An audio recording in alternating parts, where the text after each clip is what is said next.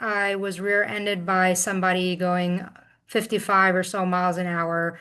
My hands were resting on a steering wheel at a red light, and they, went right into the steering wheel, and my head snapped back into the headrest. And I had several injuries, and one of them was a fractured right hand. And that became a big deal because I had graduated from acupuncture school and I was in the throes of finishing my boards. At that point, like I said, I had just finished the biomedical part and I only had one left. And Mhm. so what ensued was a lot of trauma physically and a lot of drama, for lack of a better choice of words, because it threw me into a system that was very excited to have an acupuncturist with a broken right hand. And so I had to really do a lot of meditation and a lot of self-advocacy to put the right pieces in order and get the right treatments so that I could have an acupuncture career.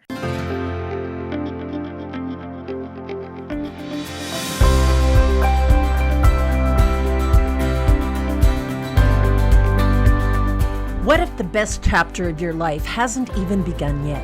What lies within you is the power to live brighter, bolder, and truer than ever before. So welcome to Vivatude, where caregiving, connections, and career come into balance, and where your vitality, vision, and voice shines through. Because the revolution isn't out there, it's already within you. Welcome to Vivatude. Hello, everybody, and welcome to the Vivatude Podcast. So today I am very excited to have a very special guest with you. As you know, as your host, I am part of the physical and environmental wellness part of the Vivatude program. And so one reason why I really wanted Dr. Shay to show up on the podcast today. So Dr. Shay, welcome. Thank you very much, Tracy. Yes, And absolutely. Oh, go Vivitude, ahead. Vivitude, right? Let me make sure I get that right. Yes. So, Dr. Shay's incredible. So, Dr. Shay is an acupuncturist, professor, author, and coach who has spent more than a decade helping people become the best version of themselves through a holistic, interdisciplinary approach. Her background includes physical psychology, personal fitness, training, corrective exercise, nutritional coaching, cranial sacral work, and teaching karate and tai chi. She earned her doctorate in acupuncture from the Phoenix Institute of Herbal Medicine and Acupuncture.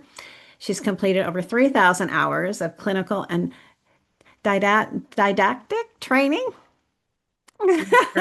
Fancy word for lecture, for education. lecture. Yeah. I love it. And brings that experience to her work with genuine care and intention. So, welcome, welcome. I'm so happy you're here. Thank So, you. Happy to be. yeah, so we met in 2017, I believe, at the National Academy of Medicine Conference. And we've been able to connect there twice in 2017 and 18 and just had a really great connection. So, we're really happy that we've stayed in touch. Great. Yes. So go ahead and fill us in. Tell us a little bit about your background and how you came through all of this, where I met you as a personal trainer to now you being a doctor in acupuncture. Sure thing. I started actually, Shay, the coach, I started as a karate instructor. And what happened is when you work with people, it's good to get the proper education and so on and so forth. So I studied personal training, and then people wanted nutrition help. So I studied nutrition, and then it just went on and on and on. And so by 2020, I had a budding coaching career, Shay, the coach. And the COVID happened and I became a non-essential person and I closed my office, I closed my location. And at that point, another person who had started off as an athletic trainer and became an acupuncturist came and visited me in my office. And she knew I have a very active brain and a very big heart. And she was expressed concern genuinely about what would happen if I didn't have projects and clients during COVID. And she really encouraged me. She pushed me and said, you know what, with everything that you do holistically between nutrition, karate, tai chi, personal training, acupuncture would be a great fit, or a doctorate would be a great fit. So consider a doctorate while COVID is happening. It'll give you something to do to keep your mind going. It'll give you a goal. And acupuncture just seemed to be the best fit. I did interview with many different programs, but at the risk of sounding redundant, in Arizona, acupuncturists have a really nice scope and it is a doctorate. So Mhm. everything that I was already doing fell under the scope of acupuncture, and it just was like this logical next step. And I'm Mhm. very, very excited, very happy that I got to do that. So basically, I studied acupuncture during COVID and then got licensed in 2025 last year, and then opened my acupuncture practice last year. Amazing. Yeah, Mhm. it's been fun because we have been friends and I've seen this happen from again where you were. And then I liked, it just came to mind is how we can take something like COVID or something that we don't expect to have happen and turn it around and use that as a catalyst to launch into a future. And sort of like with me too, I use that time to finish my book, right? And launch my book. And I love that you took that time to go get a doctorate. And I read your book. It was fantastic. Yes. Thank Yeah. you. Yeah, I Mhm. think you were a an early reader. I think I had you. Yeah, so I really appreciate because I really value your knowledge and so much gratitude to you for that. So Of course. yes. So, now prior to us recording, you mentioned something that had happened to you last in 2024. And I was hoping we could talk about that story and how it would relate to you being physically fit, having a mental strength before, and how that helped you get through this big challenge that you faced. So, not to steal your thunder, I would love you to explain as much as you don't as you mind to about what happened and Sure. yeah. So basically, too many ums. It's a challenging thing to talk about. It's easy to talk about degrees and papers, but when it comes to Yeah. personal. So basically, after graduating from acupuncture school, it varies from state to state. Where I am, there were some exams, and I also had to take national boards. Um, so I'm trying to answer this without getting into the weeds. There was several major exams I had to take, and I was pretty much almost done with all of them. I had finished about around August 3rd with the biomedical national board exam. And then a couple of days later, I was rear-ended by somebody going 55 or so miles an hour. My hands were resting on a steering wheel at a red light, and they, went right into the steering wheel, and my head snapped back into the headrest. And I had several injuries, and one of them was a fractured right hand. And that became a big deal because I had graduated from acupuncture school and I was in the throes of finishing my boards. At that point, like I said, I had just finished the biomedical part and I only had one left. And Hmm. so what ensued was a lot of trauma physically and a lot of drama, for lack of a better choice of words, because it threw me into a system that was very excited to have an acupuncturist with a broken right hand. And so I had to really do a lot of meditation and a lot of self-advocacy to put the right pieces in order and get the right treatments so that I could have an acupuncture career. It was very hard. And I tell people the version of me that existed in August of 2024 will never exist again. Yeah. I was in the best shape of my life. Mm-hmm. And because I was in the best shape of my life, now in January of 2026, I'm sitting upright with decent posture Hmm. for all intents and purposes, a recovered neck and lower back. And Hmm. because of a lot of rehabilitation, physical therapy, occupational therapy, Tai Chi, um, and this, the things that I do in my office, I have the use of my hand and I am doing acupuncture. And to honor Shay, the coach, and the fitness side, and the clients I got to work with as Shay, the coach, that's why I named the practice Shay, the Coach Acupuncture. Yeah. Yeah. So it's Yeah. been very emotional. And if anyone's ever been in an accident or something like that, it's not just the physical recovery that happens, but this softer thing they call damages, right? So many things that have changed in my life as a result of that. And through like resiliency practice and perseverance, when the accident first happened, I referred to things as loss. And I was able to reframe them not as loss, but as space. So after the accident, some of the contracts that I had and a lot of the people in my life kind of left, right? And so for a long time, I called it a loss.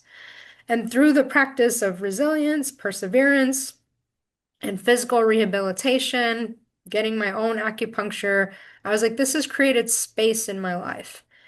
And actually, this is kind of a fun story how this practice got open. I opened in October of 2025. I was at the movies in the plaza where I'm located, and I finished watching a movie, and I'm walking around this plaza in Mesa, Arizona, which is where my practice is. And there's really nice, fun shops and a sushi restaurant and a fruit stand and things like that, or like a fruit place.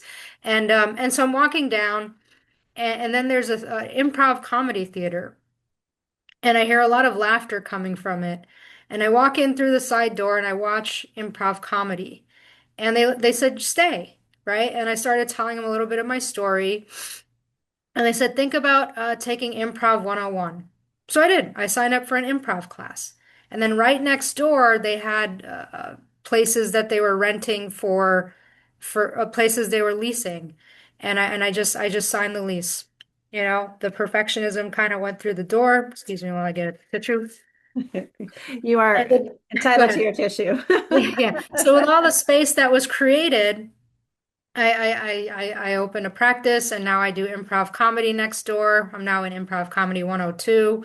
So it's very humbling, it's very, very, very humbling. And it's so much fun. It's fun to be on stage, and I'll just say this thing somewhere in the middle of all of that, my kids that I taught karate to were very inspired by my story and wrote into TEDx, and we did TEDx Mission Park Youth, and one of the focuses of that TED Talk was movement. And it's actually one of the only TED Talks around that I know of, and that actually where we show movement on stage and we share movement. We don't just talk movement.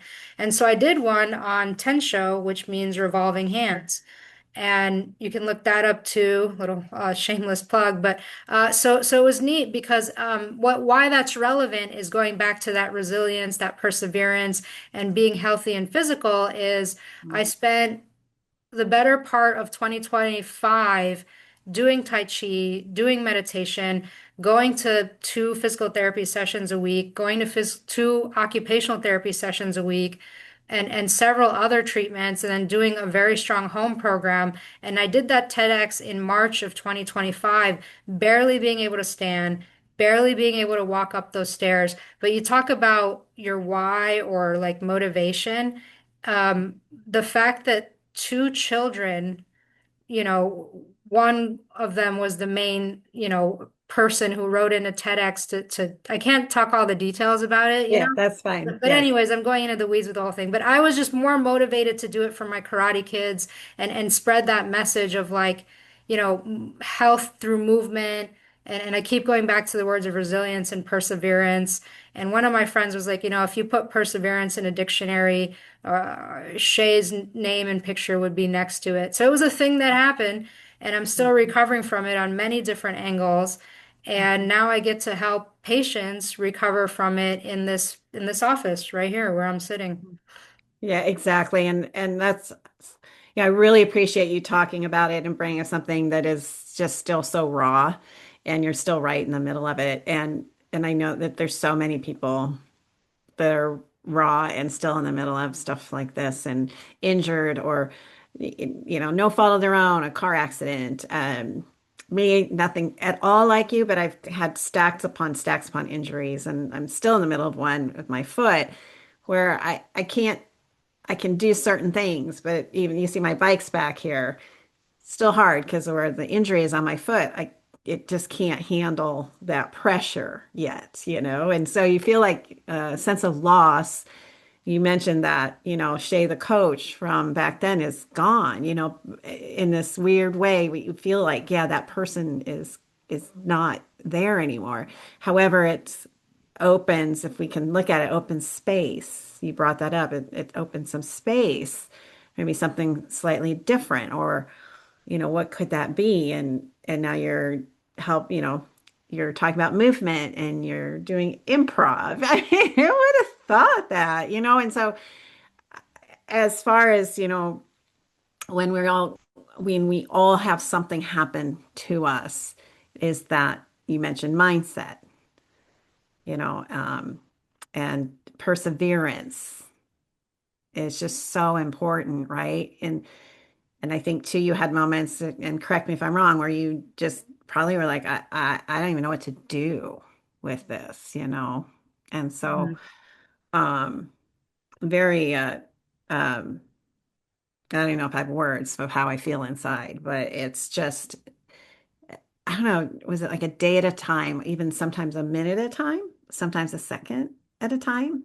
You Mhm. know, that, you The, know, the improv really helped. So where I was getting at with like being in March 2025, barely able to step up to the stage and stand on the stage, and now to be able to do improv and I can like skip on the stage and frolic across the stage, and it's Mhm. really fun because with the improv it like takes your mind off of it. Very much it wasn't like, oh, I must learn to walk again or I must learn to hold a pencil again. It's like you just walk up the stage because there's no rehearsal, you're just on stage with another partner, and it's a lot of fun.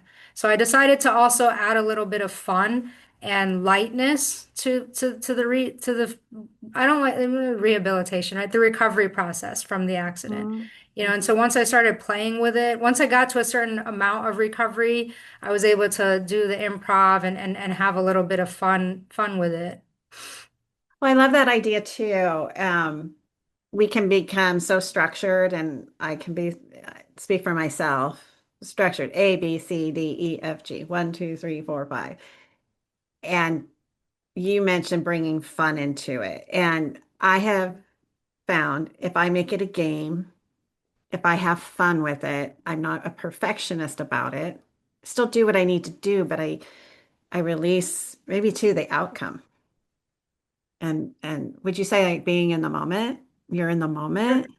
Sure. Yeah. The other thing was I do a lot of pool, like exercising in the pool, and Mm-hmm. that's brilliant. I can sprint in the pool. It's like high intensity, low impact. High Mm-hmm. intensity, low impact. I'm sure as a fellow NASM CPT or anybody who's a fitness enthusiast, when I say that's brilliant, right? Just being in the pool, running in the pool, getting the floaty dumbbells in the pool, working with the Mm-hmm. pool noodle, and doing all my forms in the pool. So I Right. did just I had to have start. I started to like have fun and be creative. And a lot of times when I first started in the pool, I didn't have exercise selection prescription and anything. It was like, okay, you just got this procedure done in your neck, natural procedure. So spend 30 minutes in the pool. Okay. From a non-swimmer. If you're a swimmer, that's your thing, but that's not my thing. So I just, okay, I'm going to spend 30 minutes in the pool. What am I going to do? We're going to do arm circles. Then I start going into the planes of motion. Then I do Mm-hmm. planes of motion with my legs. And then the trainer brain kicks in, the education kicks in. But then I Mm-hmm. start just like skipping in the pool. And then I start doing, all my forms in the pool. And then it started coming back, right? And then Mm-hmm. once I started having fun with it, it just became, oh, let's spend time in the pool. And now Yeah. becoming a little bit more formal, a little bit more structured, coming out on the other side of it. There's a Yeah. value to both, but I did one. I just keep repeating myself about having fun and play, playing in the pool, playing on Mhm. stage, starting to walk. I'm back up to being able to walk 1 mile at a time, and that's Amazing. it. Yeah. hmm So playing, having fun, doing the structure, hmm and being very creative and figuring out how to make it happen was hmm part of your recovery. So tell me now, because you were also mentioning you also work in your practice with caregivers. So you hmm had one specific person you were mentioning to me. And so you can tell me a little bit about it because, again, we're reaching out to carers because carers seem to be the ones always giving. So, hmm what are your theories on how you're working with this client? What could be beneficial for carers to understand? Right. The existential care for the caregivers. So I do have a client, a patient, and I do have permission to share this. His brother had a stroke, and my patient is healthy, has a strong back, eats well, but he started coming because this was his sort of safe space, so to speak, once a week. And I'm not very pushy, I'm not too salesy, but with him, I really highly encourage him every time he finishes to schedule and to maintain that, because a lot of times he'll come and he'll just lay right on the table. And what I saw was, even though he has a healthy back, his erectors were a little bit raised. And I asked him, what's that about? And he has to do a lot of physical things for his brother, helping him shower. Even though the brother has a caregiver, that caregiver comes 4 hours a week. So the rest of the week, he's doing a lot of that. So out of concern for his back, I really highly encourage him to keep coming. But then also, sometimes he gets a little extra TLC for me in terms of space to lay on the table, maybe an extra 10, 15 minutes, because this is his time. And when I have a session, the sessions are an hour, but as a caregiver, you're with that person 24/7. Like my client lives with his brother. And so he makes sure that one time a week he gets when his brother's paid caregiver comes, that's when he leaves, and he'll one of the things he'll do is he'll come get the treatment, and that's part of his, like, his physical, spiritual, emotional space to come in here for his back and his holistic health. Yeah, and you hit it on the nose in so many ways. It's the care for the carers, right? Mhm. 'Cause carers are always giving. You said he's 24/7, except for those 4 hours a week. Mhm. That and so many carers are in that exact position. And even if I've noticed too, because and I do have other siblings that help, but with my mom, even when I'm not there or I'm not doing something for her, it's 100% always on my mind, Mhm. always, always present. And and one thing you mentioned having spiritual and emotional safe space. And if I heard you correctly, and you'll be able to create that for your client that he has that safe Mhm. space. And then just to add on a little bit, with acupuncture, there's a physical component and spiritual. And when I say spirit, when I say spiritual, the root word of spiritual is spirit. So hmm I actually have a friend who doesn't ask people how are you doing? Fine, He says, how is your spirit? And when it comes to affairs of the heart, like it's his brother, that's going to affect his spirit. The things that he used to be able to do with his brother, the things that his brother used to be able to do, how he used to know his brother. And in traditional Chinese medicine, which is what acupuncture is part of, it's called Shen, Shen, and it's attached to like the heart meridian. And but let me root it back into spirit, right? How is your spirit? How are you feeling about things? Um, hmm the treatment principle would be to calm or anchor Shen. Even though my client is a really positive person and very smiley, very healthy, happy individual, that physical remembrance, right, of this is what my brother used to be like, these are the things that we used to do, these are the things we're never going to get to do together, that gets held in the body. Everybody's physical body holds that in different areas, right? And so I'm able to do the assessment and when he's here, treat that spirit component, not just the raised erectors. And that's why I really love acupuncture. And one of the reasons I chose to become an acupuncturist because it gives you the skill set and the knowledge and the ability to work on the muscles, but it also works on that attitude or that the resilience, the perseverance, or in TCM, the concept of Shen. And he leaves here feeling like rested and rejuvenated. And even Mhm. though he may not ever need to verbalize it, sometimes he does because it is a safe space. He knows he can quote unquote leave that on the table. And that physicality through the acupuncture, it that energy moves out of you. I hope I explain that without getting too esoteric or, yeah. No, it's great. It's yeah, no, I love it. I love what you're saying. I believe too, we have learned through just I guess our standard programming, the body is here and soul is separate or that like there's no I think it's getting better, but there's a connection between that. It's all connected. The spirit is connected. Shen is connected, and it impacts our body. And our body, I love that too. You said it remembers it. It's. Did you say like it stores? Mm-hmm. Mm-hmm. And that's the thing too that I've been working on in my own path, and where the body remembers. It's like your a database.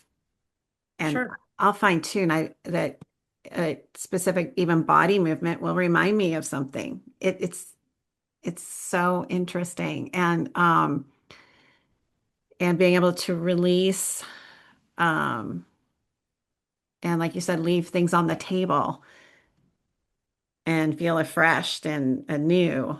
And Mhm. how important that is not only for everybody, but for someone that's giving constantly as a carer, to be able to have that time. What would you recommend, because you were saying how uh, creating space. So I try and think about my environment as well. But are there some ideas you would have for someone who's a carer, maybe that is somewhere 24/7 with someone that they could do in their own personal space to give them opportunity to maybe step back for a minute or physically go to a different room that could make it feel like they're able to go somewhere and leave it on the table? Oh, that's actually a great question. So Yeah. I'm not a feng shui expert, but a lot of caregivers really get into feng shui. I Mhm. started doing feng shui for my own home. It Oh, was a great. very neat experience. So, there's certainly doing some of that. And, in the feng shui, there's definitely parts of the home that are built for self-care. But if you want to keep it simple, what you could do is find a corner of the house that you're comfortable with and okay, not to compare people to pets, but I have two cats and I have a two-bedroom, two-bath condo. Okay, just roll with me here. And so in that two-bedroom, two-bath condo, the cats have a mini condo inside the condo with a little room divider, and they have a cat tree back there. And on the other corner is their litter box. And there's two cats, so they each have their own litter box, their own water, their own food. I tried having one for each, it wasn't happening. So it was like a condo within a condo. So you can get as simple as that, make a little room inside your room if that's what you have. If you have a one bedroom or a two bedroom, make space inside that space. Right here, there's a room divider right here, right? And, Yeah, yeah, and I so see that. I, Hmm. it's kind of off like for example, right now I have a one office practice. It's a Hmm. starter practice. And so the reason I got this office and I have the room dividers because it's a really large office and some people like to have me here while they retain the needles and I can just open the room divider and it gives them a feeling of being at home and when they have to change clothes or something, they just throw the clothes over the room divider and get to the bed. And then I'm literally in the same office doing my notes or whatnot. And so then I have that physicality that I'm still there with them, but they have that room divider. So I'm a big fan of room dividers, obviously and Hmm. making a room inside of a room. I went to school in New York and stuff, so we're into maximizing space. But if you have a bigger location or a bigger home, find a way where you can stay connected to that person in case they need you for safety. But Hmm. also make a room within your room, right? And I feel like anything I say after that is going to be a little bit redundant. And some people use monitors and there's all sorts of cameras now and things like that. I Hmm. know when my person is here, when my client is here, he checks his phone with the caregiver and checks in with her as well. So there's different things you can do. Does that answer the question? Yeah, I like what you said. So we've got a physical aspect of a divider where you're in a room within a room. If you got a bigger space, you can have ways to connect with the person if needed. Um, I love that because you gave me some ideas for my own space that I might revise, even though I'm here on my own, where I do have a divider that I used to use in the backdrop of my other podcasts. And I thought, oh, I could put that in a little corner. I can see it now.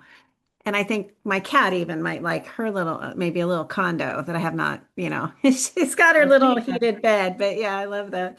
How about emotionally? Because I know you can be somewhere physically.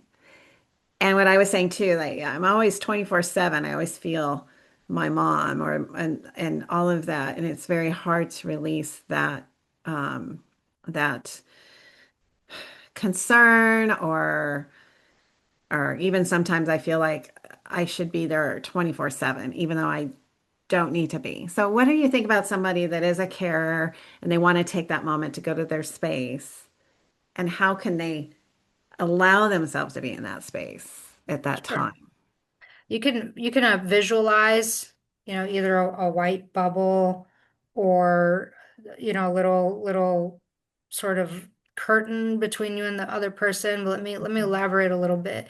So one of the cool things I got to do in a previous career was do a ride along and a stay at a firehouse.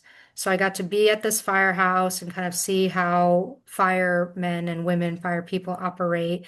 And I was there because my clients at the time were fire people and police and first responders.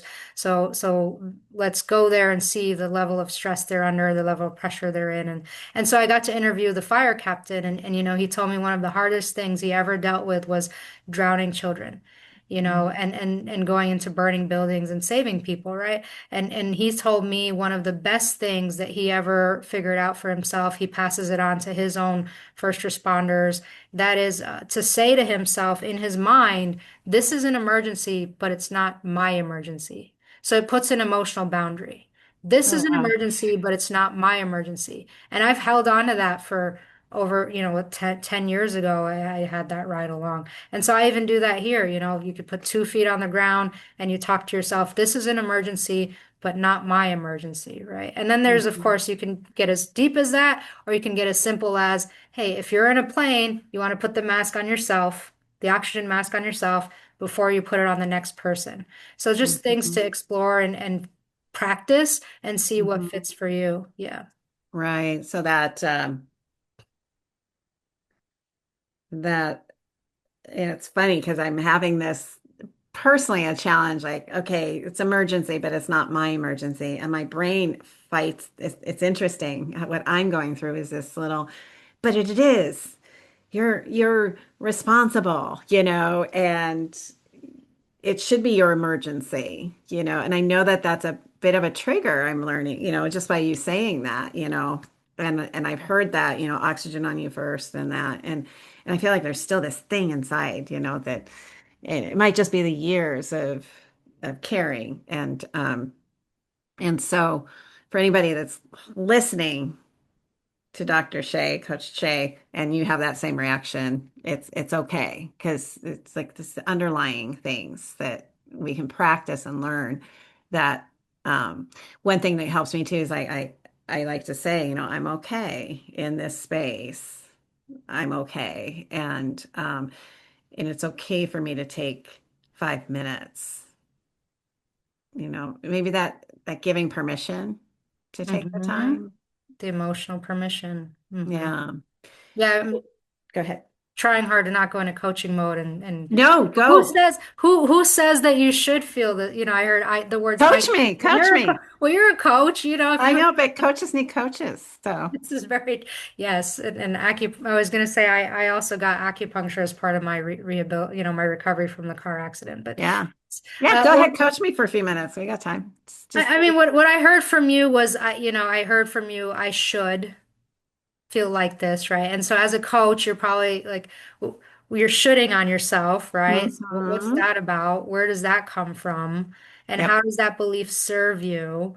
And can we open up space to maybe look at that, reframe that, right?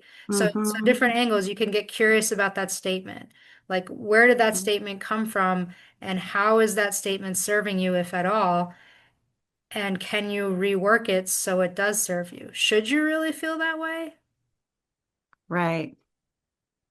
With you just saying that, my my whole inside, my inner being, my Shen, my spirit just was like, huh.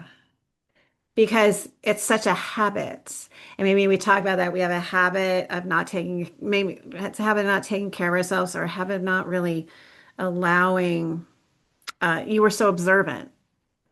And maybe we can be observant and give ourselves some grace. But I know where the should comes from. When you asked me that, I was like, I know exactly where it comes from. I just needed the little reminder. And once I realized that, I was like, okay, I'm all right. I can take time. Mhm. I can take time to care for myself as well, you know. And and I think too, and you brought up with your client, you're working with someone that you used to be one way with, and now that dynamic has changed, you know. And so I'm going to spin here, just kind of happening on its own, is when things happen, there's like a grief process too of what was. Yes. Yes. So Hmm. I was going to say, well, there is also like a human component. I Hmm. mean, you just saw me get teary-eyed about my Hmm. accident. And so this is your mom, right? So like you said, we give ourselves grace. And sometimes it's easier to give it to others than give it to ourselves. And so Hmm. then we micro step it. For example, one of my earlier goals was to just do 5 minutes of Tai Chi a day.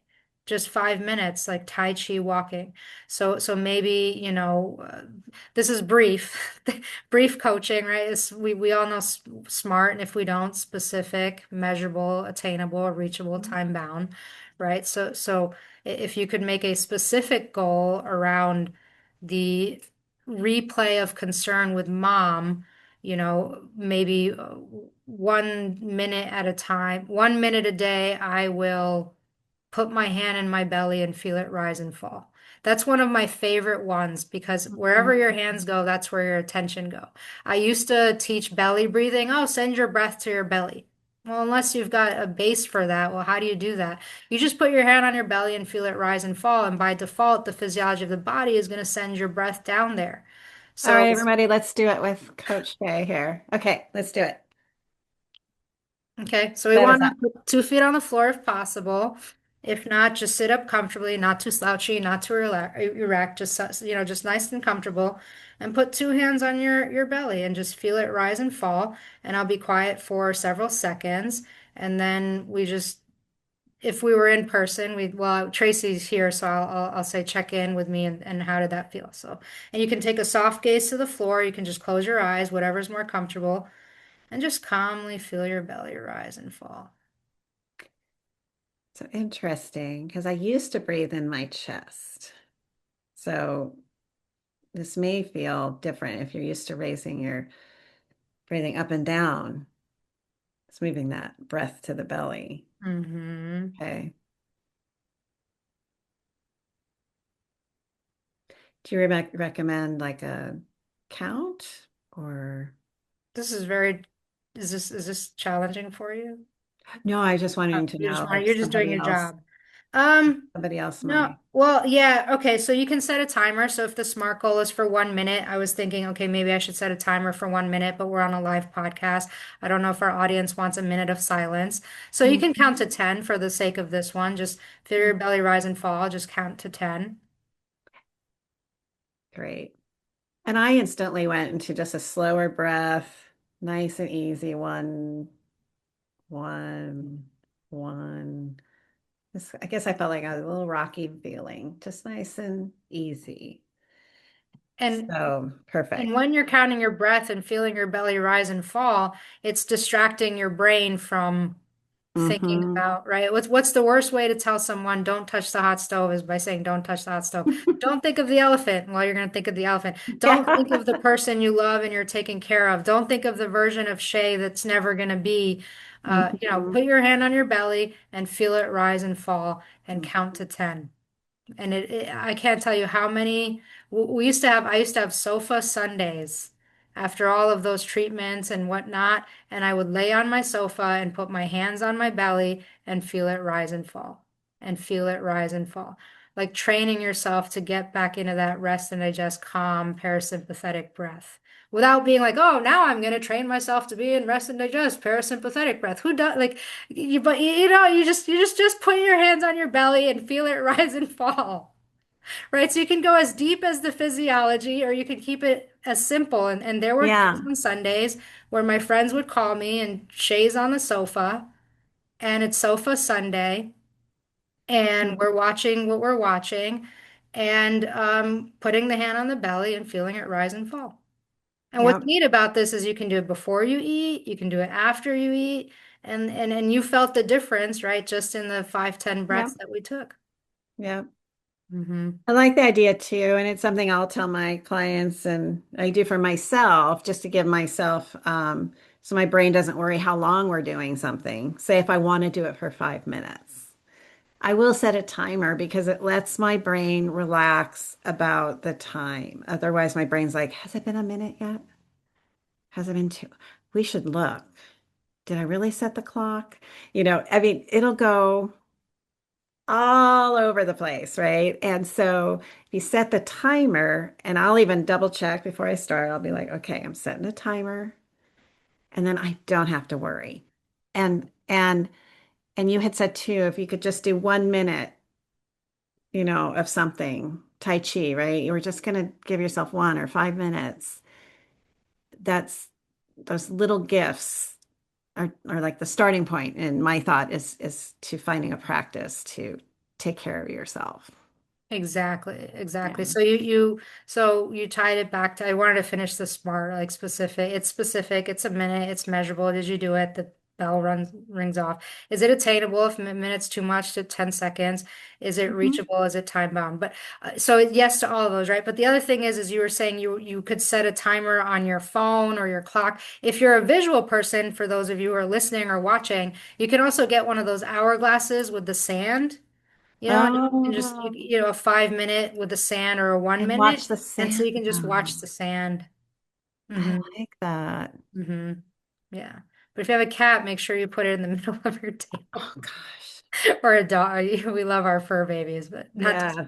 this is not to stress you out. This is a simple, yeah, Poop, poop, poop. Bink. crack. Get one, two for the cat, one for you. Yeah. One for a couple for the cat condo. Yeah, I love it. This is so good. Uh, so we've talked about a lot. And so I thought we'd bring kind of back to some aspects. One thing I wanted to bring up, and that's one thing that I've seen. One of the hard parts about when you get injured is sometimes it's even hard to get back to where you were before you were injured. I've seen it with my mom, and so would you talk to us about um, physical strength and the importance of that, not only just for your own health, but for recovery if something does happen?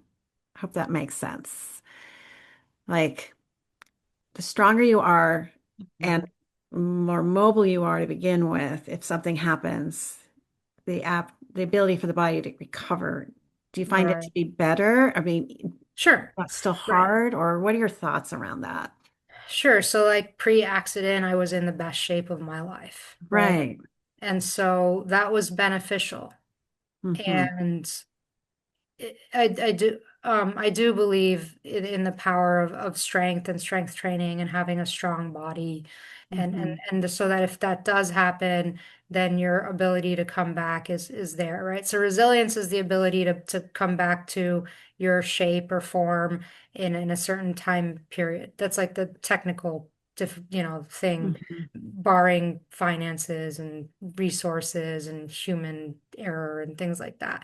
But yeah, if you are fit to, like, think about pregnancy, right? To give a tangible example. If a person is fit and starts training and working out, uh, going into pregnancy, that person is able to stay working out than if a person was not fit and working out going into pregnancy. It's a lot harder to then start a program. If the body's not used to it, right? So if the body, like the body, just like the body stores trauma, the body stores health. So if the body is trained to be healthy and you're fit and you're strong to begin with and you're living an active lifestyle, or how I say it is I help people age as graceful as possible so they can continue to do what they love to do at the level they love to do it for as long as they would love to, right? So if we're in that mindset and we're in that state when something happens, then the body will remember that level of health. And that's actually helping me say that out loud right now because that body is going, I'm going to remember that level of health. I can't tell you how many pictures I have up in my house and how many times I look at pictures or social media reminds you 10 years ago, this is what you look like. And, that the body remembers that health and the body wants that health. And it may not realistically get back to that health, but it's going to get to some new level or baseline of health. And that's what I'm holding space for, right? Is there's going to be a new normal or a new level of recovery. Yeah. I love what you just said. The body remembers. And then also about the health and I can I can totally hear you on that because when I had a snowmobiling accident in '05, and I Mhm. was in a period of time where I had lost my fitness goal. It was a very stressful period of time in my life. I'd put on weight. I was pre-diabetic. I just kind of had lost my way. And I was in this state of, gosh, it's over. They tell me this is what happens when you get, I was like 38, 39, and I was like signing off mentally that I was done because you were supposed to be on prescriptions at that time, and it was done. And I just when I went to it was before I was a coach, before I was a trainer, I was basically a yo-yo dieter and didn't understand the true meaning of health, and living that way, and feeding my body and how it would respond and doing it out of a love or care, And so I got in a snowmobiling accident, and recovery was hard. Didn't know what to do. I had ended up in surgery and all of that. And interesting enough, when my doctor told me I was pre-diabetic, she said one thing. She goes, "You can change this." And I was like, "I can?" And she goes, "Yes." And she gave me a small list of things to do. And so also my brain started like, maybe it's not over. Maybe I'll be okay. And crazy enough, I appreciate that snowmobiling wreck. Appreciate being pre-diabetic and having that low because that catapulted me, to realize that my body could learn to be healthy or have that that aspect. So then my other injuries that I've had, which I think this is the only limb I haven't messed up. This one right here. Oh, we get along. Yeah. But I was fit. I had more resources in my mind to remember what my fitness was before. So my foot, for example, my knee, my last knee injury or whatever, I was like, okay, we've been here before. And just like you, I look at pictures of, even 2019, and I got past that dismay part of like, will I ever have that again? I thought, well, absolutely. It's just going to be different. It's going to be just different. And so maybe if we can help anybody, it's just realizing that things may become different, but through that we can find creativity and fun ways to, bring ourselves back physically, mentally. Yeah, yeah, I agree. I rambled big time. No, no, thanks for sharing. It's So great. yeah, so for everybody, we're and getting close to the end of our time, but tell us how, I know you're in Mesa, but tell us a Arizona. bit about how people can get a hold of you or look you up. I know you have something kind of Yeah. possibly in the works. So this is right here. I hand these out a lot locally. They are little cards, 50% off your first acupuncture session. If you happen to be in Phoenix, mention the card and I'll honor it. It says, become the best version of yourself through acupuncture. I offer acupuncture, tuina, which is Chinese medical massage, gua sha, which is a little scraping tool, very similar to Graston, cupping. I do glass cupping and I do other versions of cupping, stationary cupping. I'm at, well, we can put the details probably in writing, but Yes, yes, in we will Mesa, put that in writing Arizona. for you. Okay, so here's that. And I mentioned if you're in Phoenix in the area because right now the weather here is brilliant. It's like 70 during the day and I do have we call them snowbirds, people who come here and they're getting acupuncture. So if you're ever here on vacation, feel free to look me up. If you're like, "Oh, I don't live in Phoenix, come visit." It's a great place to visit, especially between October and May. Hmm. And the other thing in the works, I know Tracy's really encouraging me. She's one of my early readers. I also wrote a book during COVID, and it's been on these like final phases. If you ever upload a video somewhere and it's got that little bar and it's like 97% done, it's like upload 97% done, and then the 3%'s buffering and it's a circle. That's what's been going on with my book for about 5 years between finishing acupuncture school, the accident, and now recovering from the accident and starting a practice. So Hmm. Tracy's kind of in my corner, and I appreciate it of getting this book out to the public. But yes, it's a coaching book.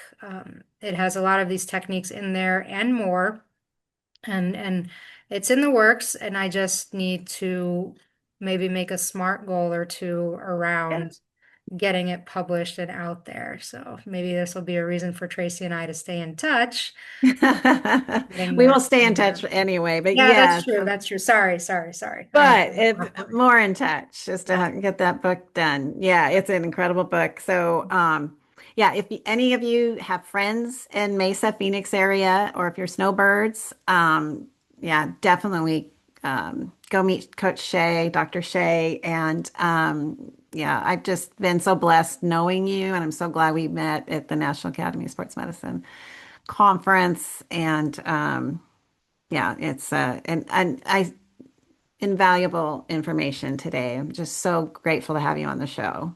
Yes, and so grateful you reached out and invited me to be on it. Yes. Absolutely. And I learned a ton and I had amazing reminders and so all right, everybody. Dr. Shay, Thank you. Have a good night. good night. Thank you so much. Okay, we'll see you soon. And thanks for listening to Vivatude. 4 hosts, one each week. We help you revivatude your next chapter because purpose, passion, and prosperity isn't out there. They're already within you. Brighter, bolder, truer. Vivatude.